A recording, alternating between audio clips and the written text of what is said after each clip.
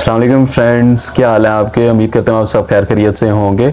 अच्छा, ये जो वीडियो है बड़ी इंटरेस्टिंग है और आपने एंड तक देखना है इसको। इसमें मैं आपको काफ़ी इन्फॉर्मेशन बताऊंगा कि स्वीडन की जब मैंने एंट्री की एयरपोर्ट पे, उन्होंने मेरे से इमिग्रेशन काउंटर पे क्या क्या क्वेश्चंस किए, किस तरह उन्होंने मुझे एंट्री के वक्त रोक दिया, उस पर किस तरह से मैंने उन सारे क्वेश्चन के आंसर किए, और आप लोगों को भी गाइड करता चलूँगा जो मैंने मिस्टेक्स किए ताकि आप लोग वो मिस्टेक्स ना करें। क्योंकि अक्सर हमारे लोग जाते हैं पाकिस्तानी भाई, तो उनको एजुकेशन नहीं होती, इस हवाले से कोई गाइड नहीं करता। तो ये एक रिसेंटली मेरे साथ 23 के अंदर एक्सपीरियंस हुआ, तो मैं चाहता हूँ कि आप सबको भी पता हो ताकि आप फ्यूचर में ये मिस्टेक्स ना करें। मैं बताता चलूँ कि हुआ असल में यह था कि हमारी फ़्लाइट थी टर्किश एयरलाइन के थ्रू लाहौर से स्टॉकहोम की।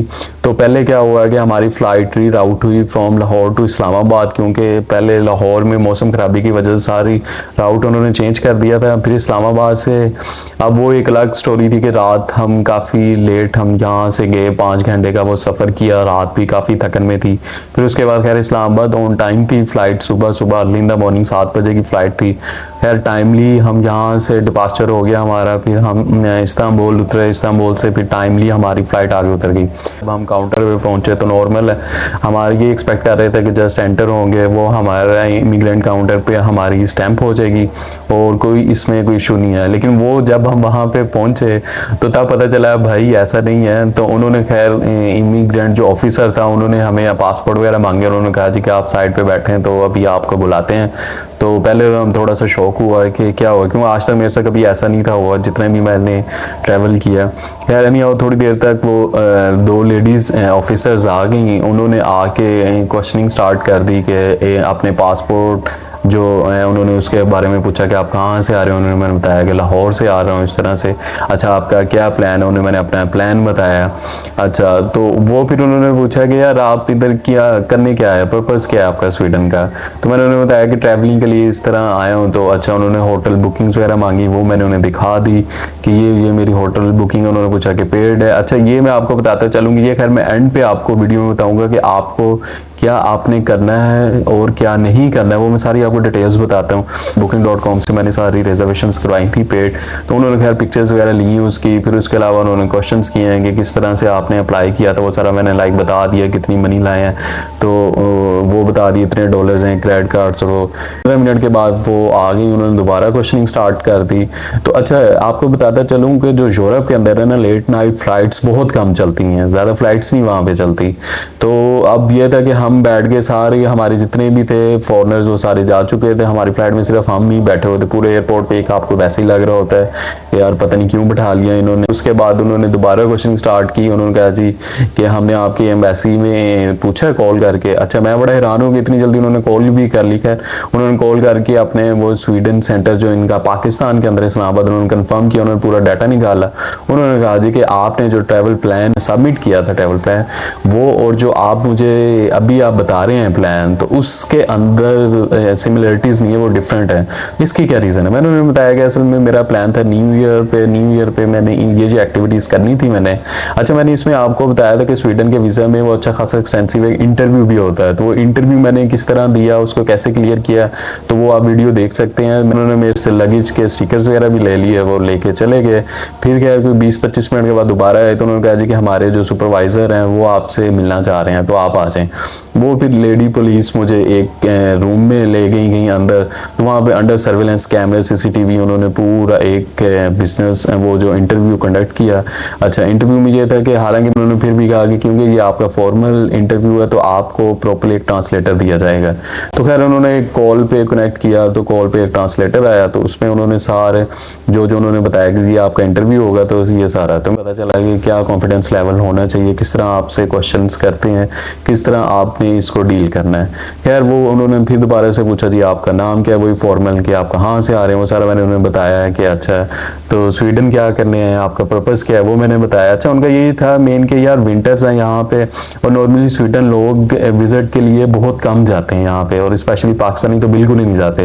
लाइक अगर मैं अपनी फ़्लाइट पर बात करूँ तो मुझे एक भी देसी बंदा नहीं नज़र आया, इवन कि पाकिस्तानी, इंडियन, बांग्लादेश कोई भी नहीं था। और विंटर्स थी, तो विंटर्स में आपको पता है कि नॉर्मली स्कैंडिनेवियन स्टेट वैसे ही काफ़ी सर्दी ज़्यादा होती है।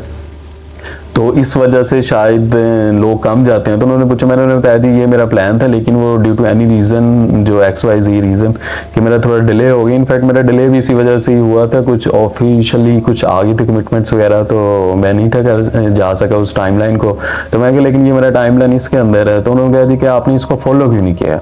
मैंने उन्हें बता दिया ये रीज़न है। अच्छा, फिर उन्होंने पूरे जो क्वेश्चंस किए हैं उसके बाद उन्होंने पूछा जी अच्छा आपके कितने कितने दिन का आपका प्लान है ये। मैंने उन्हें बताया कि लाइक मेरा 10 डेज़ का प्लान है। तो अच्छा, उन्होंने फिर इवन के ये भी पूछा कि अच्छा आप आज आ रहे हैं तो किस दिन जाएंगे। वो मैंने उन्हें डेट बताई। उन्होंने फिर मैन्युअली कैलकुलेट भी की क्या वाकई ये जो कह रहे, क्योंकि मुझे 10 डेज़ का मेरा वीज़ा लगा था, मैंने उन्हें बता दिया ये। तो उसके बाद उन्होंने पूछा कि चूज़ क्यों किया आपने ना स्वीडन, तो वो खैर उन्हें बता दी। फिर उन्होंने पूछा कि अच्छा आपने इसकी जो फ़्लाइट रिटर्न टिकट्स दिखाए वो मैंने दिखा दी। फिर उन्होंने मुझे होटल्स का पूछा, होटल्स का सारा बता दिया। उनका पेड है जी, पेड है। उन्होंने फिर खैर कॉल पे कंफर्म भी किया होटल्स वगैरह पे। तो नहीं, ये इंटरव्यू में तो नहीं कंफर्म किया, ये अलग से टाइम में किया। खैर उन्होंने वो उधर कॉल्स की पूछी, उन्होंने एक एक लोकेशन, क्योंकि मेरे 4 कंट्रीज थे तो 5 सिटीज़ थे, तो उसमें वो सारे डिफरेंट थे। तो होटल्स वगैरह उन्होंने सारे नोट डाउन कर लिए उसमें। फिर उन्होंने पूछा कि लाइक आप कितने पैसे लेके आए। मैंने बता दिए इतने डॉलर्स लाए हैं और ये इतने यूरोज़ हैं। तो वो आपको पता ही है पाकिस्तान में थोड़ा सा करेंसी का इशू था, तो कुछ डॉलर्स मिले तो कुछ यूरो। अच्छा, फिर उसके अलावा क्या हुआ कि उन्होंने पूछा अच्छा तो आप दिखाएं मुझे, फिजिकली भी उन्होंने खैर देखे कि बाकी है। फिर उन्होंने पूछा कि क्रेडिट कार्ड्स हैं। मैं कहा जी बिल्कुल हैं क्रेडिट कार्ड्स। तो वो उन्होंने पूछा, वो उन्हें दिखाया कितनी कितनी लिमिट्स हैं, वो मैंने उन्हें बताया कि इतनी इतनी लिमिट्स हैं। अच्छा, उन्होंने कहा जी अच्छा आप मुझे ये बताएंगे आपकी क्या क्या एक्टिविटीज़ क्या हैं, क्या प्लान क्या है। मैंने उन्हें बताया कि लाइक 1 दिन का मेरा स्टे है स्टॉकहोम के अंदर, ये है। तो उन्होंने पूछा अच्छा आप मुझे बताएं, tell me more about Sweden. तो मैं स्वीडन के बारे में, जैसे आपने मेरी पिछली वीडियो भी देखी होगी, उसमें आपको पता है कि मेरी काफ़ी रिसर्च की हुई थी इस पर। मैं काफ़ी शौक भी था, काफ़ी अरसे से मेरा था कि मैं स्वीडन जाऊँ और विज़िट करूँ। तो खैर मैंने उन्हें सारा कुछ इस पर बताया कि ये जो एक्टिविटीज़ हैं, लाइक ये मेरा प्लान था। जो इनिशियली उन्होंने पूछा आपने क्या सबमिट किया था, वो मैंने बताया। तो फिर उसके बाद उन्होंने कहा जी आप नेक्स्ट किधर जाएंगे। मैं जी नेक्स्ट मैं इटली में जाऊंगा, ये मेरे सिटीज़ हैं। अच्छा, उधर क्या प्लान है, वहाँ पे मैंने उन्हें बता दिया। बाकी मुझे जो अदर डेस्टिनेशन थी लाइक स्पेन, और फिर जो मेरा प्लान था बुदापेस्ट का जो हंगरी के अंदर है, तो उसका मुझे इतना नहीं था पता, लेकिन मैंने बता दिया कि उन्होंने मेरे से ट्रैवल हिस्ट्री का पूछा, मैंने ट्रैवल हिस्ट्री बताई। अच्छा, अब आप व्यूअर्स, अच्छा ये चीज़ बड़ी इंपॉर्टेंट है कि आपके, मैंने पूछा कि भाई अच्छा आपने इन कंट्रीज़ में विज़िट किया। अब वो कुछ कंट्रीज़ ऐसे थे जिनको मैंने 5 साल पहले विज़िट किया था। तो अब आप सोचें कि 5 साल पहले एक कंट्री को विज़िट किया, आपको तो याद भी नहीं रहता है कि वो डेस्टिनेशन क्या है, क्या वाकई वो आपने कौन कौन सी एक्टिविटीज़ देखी हैं, आपने क्या किया आपने। खैर मैंने उन्हें बता दिया, लाइक जापान था गया जब, वो उसका बता दिया, इस तरह कतर कुवैत, सारे जितने भी कंट्रीज थे उनको बता दिया। कुछ मुझे याद थी, कुछ कंट्रीज़ का नहीं था याद। खैर उन्होंने बता दिया मैंने। फिर उन्होंने पूछा कि मेडिकेशन तो नहीं लेते आप। तो मैंने कहा नहीं, मेडिकेशन तो मैं कोई भी नहीं लेता। तो अच्छा, फिर फ़ौरन मेरे माइंड में क्लिक किया कि यार वो मैंने पैनाडोल रखी हुई थी अपने लगेज में, तो इन्होंने मेरे से स्टिकर्स लिए थे, तो माइट भी इन्होंने वहाँ से देखा हो लगेज। आपको पता वो क्रॉस वेरीफाई तो करते हैं, उनका तो रोज़ का काम है। मैंने उन्हें बताया कि मेरे पास ये टैबलेट्स हैं पैनाडोल, और इस तरह। उन्हें क्या पता है कि पैनाडोल क्या होती है। मैंने बताया कि ओवर द काउंटर ये टैबलेट मिल जाती है। तो कहते क्यों यूज़ करते हैं। तो मैंने कहा जी हेडेक के लिए, आपको पता है कि जब ट्रैवल करते हैं तो उसकी वजह से ओवर द, कहते अच्छा तो और इसके अलावा कोई मेडिकेशन या आपको डिजीज़ वगैरह। मैं कहा नहीं। तो मुझे थोड़ा सा लगा कि पता नहीं क्यों पूछ रहे हैं, यानी उनका राइट था।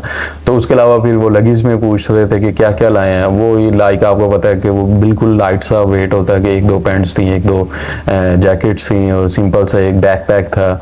तो वो मैंने उन्हें बता दिया। फिर उन्होंने जो मेन क्वेश्चन था ना उनका ये था कि यार आपने प्लान तो आपको स्वीडन का, वो बड़ी जो लेडी ऑफिसर थी, जो सुपरवाइजर थी उनकी, आई थिंक इंस्पेक्टर थी उनकी, तो उन्होंने कहा कि यार आपको स्वीडन का तो इतना पता है, इतनी डिटेल्स में आपको पता है कि लाइक वो खुश भी हुई लेकिन सरप्राइज भी हुई कि आप विजिट कर नहीं रहे। असल में गाइस जो मेरा प्लान बना है कि आपको पता है कि यूरोप के अंदर ये होता है कि जिस एम्बेसी में आप अप्लाई करते हैं तो उस कंट्री के अंदर जाना ज़रूरी होता है। मेरा ये था कि काफ़ी टेम्परेचर डाउन था उस वक्त, मैंने देखा, तो मैंने प्लान लास्ट मिनट में थोड़ा चेंज कर लिया। ये पहले मेरा प्लान था कि वाकई मैं स्वीडन विजिट करूं, लेकिन वो लास्ट मिनट पे चेंज कर लिया था कि वहाँ पे काफ़ी स्नो वगैरह पड़ रही है। तो मैंने कहा यार यहाँ पे क्या करना है। तो वो उन्होंने यही कहा कि जी आपने तो पहले सबमिट किया था कि 4 डेज़ आप स्पेंड करेंगे, अब आप नाइट स्टे सिर्फ कर रहे हैं और जा रहे हैं, क्योंकि मेरा प्लान भी यही था कि अर्ली मॉर्निंग मेरी वो थी। उनको ये भी था कि इसको पता भी है सारा चीज़ों को, स्टे भी नहीं कर रहा है। आप समझ रहे हैं कि लाइक उनको कोई डॉट्स कनेक्ट नहीं थे हो रहे। खैर मैंने वो कॉन्फिडेंस के साथ मैंने पूरा आंसर किया, उन्हें बताया। उसके अलावा मेरी ये कॉल तकरीबन फ्रेंड्स 55 मिनट तक चली। अच्छा फिर उन्होंने पूछा है कि अच्छा जो सबसे इंपॉर्टेंट क्वेश्चन है, बाकी उन्होंने छोटे छोटे से और भी क्वेश्चंस पूछे हैं कि आपने ये क्या है कि हमें इटली क्यों पसंद है, वहाँ पे है, स्वीडन में क्यों नहीं जा रहे। तो मैंने उन्हें बता दिया कि इस तरह का प्लान है, तो नेक्स्ट टाइम मैं आऊँगा तो इस तरह। अच्छा जो सबसे मेन क्वेश्चन है गाइस, इस पे ज़रा थोड़ा सा आप भी अटेंटिव हुइएगा कि उन्होंने मुझे पूछा कि भाई आप मुझे ये बताएं कि अगर हम आपको डिपोर्ट कर देते हैं तो फिर। तो फ्रेंड्स टू बी ऑनेस्ट मैं तो एक बार शौक हो गया कि यार आपको पता है कि ऑफिस से छुट्टी लेनी है, आपका पूरा ट्रैवल प्लान, आप वो टिकट्स सारी वो आपने पहले बाई की होती हैं सारी, तो उसके अलावा होटल रिजर्वेशंस बुकिंग वगैरह सारा कुछ तो पहले से ही किया हुआ था।